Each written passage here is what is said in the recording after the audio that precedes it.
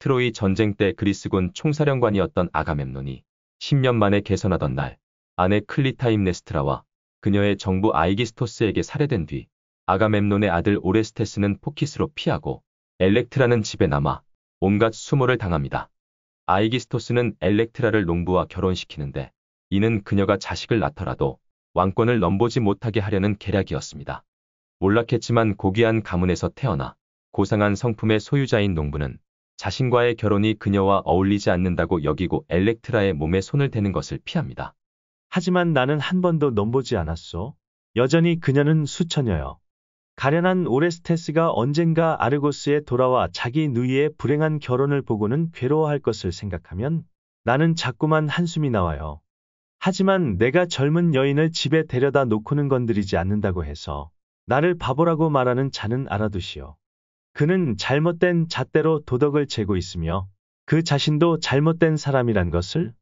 그러던 중 오랫동안 추방 생활을 하던 오레스테스가 친구 필라데스와 함께 엘렉트라의 오두막을 찾아오고 오레스테스를 피신시켰던 노인이 오레스테스를 알아보면서 남매는 제외합니다.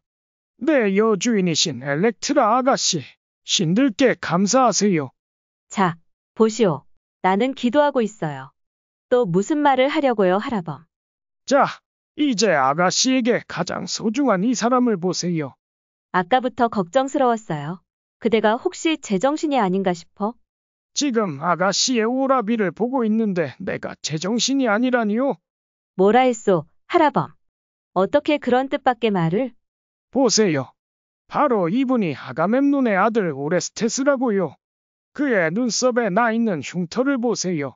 그가 전에 아버지 집에서 아가씨와 함께 노루를 쫓다가 넘어져 생긴 자국이지요. 남매는 힘을 모아 아버지의 원수를 갚기로 계획을 세웁니다.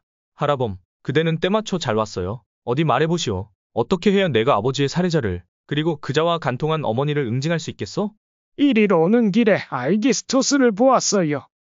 참 반가운 소식이오. 그자가 어디 있어? 이곳 들판에서 가까운 말을 먹이는 목장에 있어요. 그런데 어떻게 내가 그자에게 다가가지요? 그자가 재물을 바치다가 도련님을 볼 수 있을 만한 곳으로 가세요.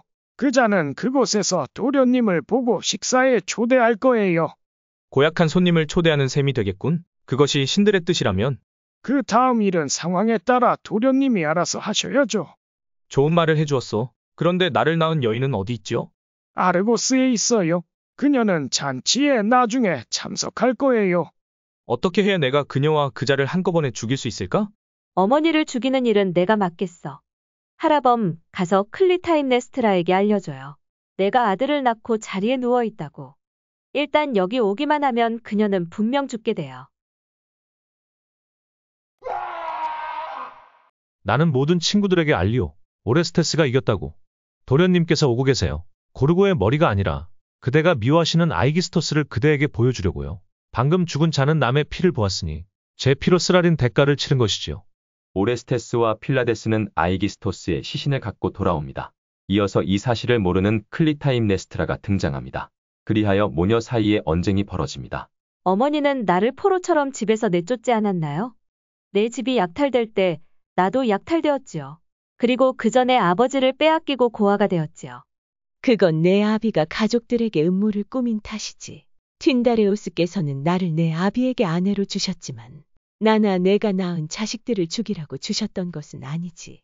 그러나 내 아비는 아킬레우스와 결혼시킨다는 핑계로 내 딸 이피게네이아를 아울리스 항으로 데려가더니 그곳에서 제단 위에 누이고는 그 애의 하얀 목을 베었었지.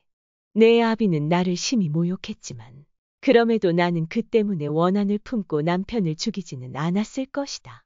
그런데 내 아비는 귀양하며 신들린 예언녀를 내 앞에 첩으로 데려왔고 그리하여 한 집에 두 아내가 기거하게 되었지. 그는 내 자식을 죽이고도 자신은 죽지 않아도 되고 나는 그에게 당해야 한다는 거니. 어머니의 아우인 헬레네가 그런 실수를 저질렀기에 어머니는 큰 명성을 얻을 수도 있었어요. 악과 대비되면 선은 더욱 돋보이니까요. 그리고 어머니는 아버지께서 어머니의 딸을 죽이셨다고 말하는데 나와 내 오라비는 어머니에게 대체 무슨 잘못을 저질렀지요? 어째서 어머니는 남편을 죽인 뒤 우리에게 선조들의 집을 주지 않고 우리 유산으로 외간 남자를 침상으로 끌어들여 돈을 죽도 남편을 샀지요. 아들은 추방되었으나 어머니의 정부는 추방되지 않았고 어머니의 정부는 죽지 않았으나 나는 죽었어요. 그자는 아직 살아있는 나에게 언니의 죽음보다 갑절이나 가혹한 죽음을 안겨주었으니까요. 그런 이야기는 그만두자. 그런데 왜 나를 불렀지? 내 딸아. 내가 해산했다는 말은 들었겠지요. 내가 무사히 해산했으니 감사하는 뜻으로 나를 위해 재물을 바쳐주세요. 그렇다면 내가 들어가 신들께 제물을 바치겠다. 우리의 가난한 오두막으로 들어가세요.